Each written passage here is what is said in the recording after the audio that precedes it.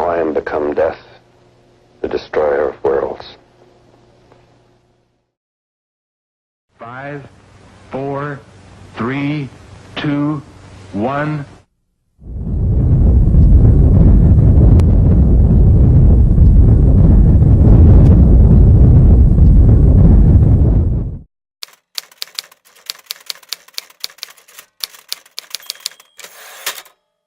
The creation of the first atomic bomb is known as the Manhattan Project. The project involves superpower countries, renowned characters, and distinguished scientists, all united with two main purposes: to end World War II and create the bomb before the Nazis.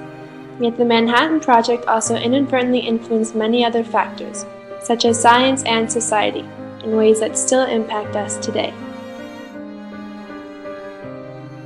According to historian J. Samuel Walker, President Truman decided to use the atomic bombs because of four main reasons.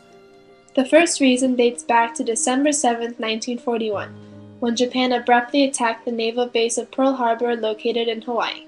More than 2,000 soldiers and sailors were murdered during the attacks. December 7, 1941, a date which will live in infamy. The United States of America was suddenly and deliberately attacked by naval and air forces of the Empire of Japan. I ask that the Congress declare that since the unprovoked and dastardly attack by Japan on Sunday, December 7th, 1941, a state of war has existed between the United States and the Japanese Empire. No matter how long it may take us to overcome this premeditated invasion, the American people in their righteous might will win through to absolute victory. The next reason that the bombs were detonated lies in all the efforts and investments in the bombs, being an estimate of $1,889,604,000 by the end of 1945. It took the aid of thousands of engineers and officials and a vast amount of resources. The third reason was the fact that the Americans wanted to impress the Soviet Union, with the purpose to approach the Soviets and threaten their control in Eastern Europe. The last reason for the usage of the bombs was that the people and those who contributed to the making of the weapon longed for its usage. So much energy had been placed into these bombs that the United States was not going to suddenly abandon all of their efforts. At the time the Manhattan Project was developed, World War II had many people worried. The Nazi scientific team had found a way to split the uranium atom, which produces the energy necessary to create a weapon of mass destruction. This threatened the entire world, for the Nazis were one step ahead of everyone else. An Italian scientist known as Enrico Fermi had also managed to produce an atomic fission in 1934. He then traveled to the United States in 1941 and joined the Uranium Committee in Albert Einstein, whose role in the development of the atom bomb was convincing President Roosevelt to begin experimentation. The Uranium Committee was a title used to disguise the experiments that would compete against the Nazis. On June 22, 1941, Germany invaded the Soviet Union and took possession over its laboratories and equipment, which forced the Allied forces to come to a final decision of making the atomic bomb. Later on October 9, 1941, Vannevar Bush, the lead scientist in the scientific department, communicated to President Franklin D. Roosevelt and Vice President Henry A. Wallace that the making of the atomic bomb was feasible. Roosevelt then agreed to the creation of the bomb, granting aid from the Army, if needed, and plenty of financial support. Desperate to find the perfect bomb ingredient after much trial and error, the group of scientists led by Enrico Fermi searched for the best possible element. That element was uranium-235, a variation of uranium. Uranium-235 is almost always mixed with uranium-238, so the teams had to look for ways to separate uranium-235 from uranium-238.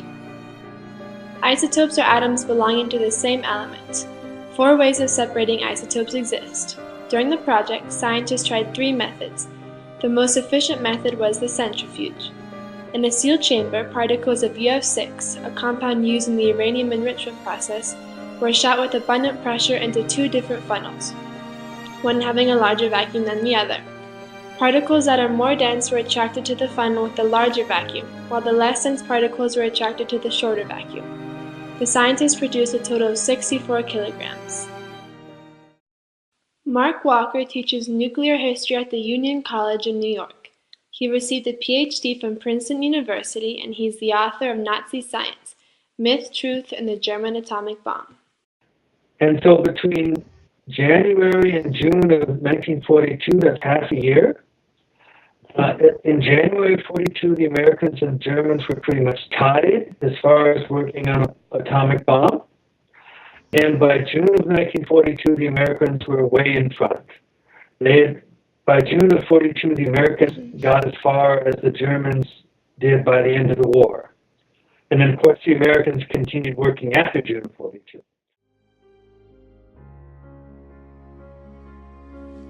In April 1943, the work for designing the bombs, codenamed Y-12 and X-10, began in Los Alamos, New Mexico.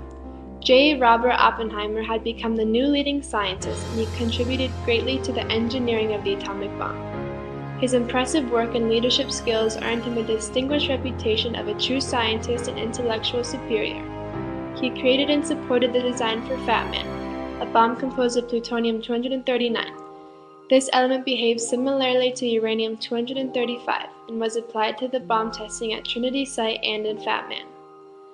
Later, on July 16, 1944 at 5:30 a.m., the first bomb was tested in Los Alamos Trinity Site, resulting in a positive sample. A year later, on August 6, 1945, Hiroshima was firebombed with Y-12, nicknamed Little Boy, resulting in 100,000 casualties. Then, Japan was bombed once again in Nagasaki with bomb X-10, nicknamed Fat Man, resulting in 83,000 casualties. The bomb's main purposes were to end the war, and they did end the war, but many lives were lost during this process. Japan surrendered on September 2, 1945, after the bombings, marking the official end of World War II.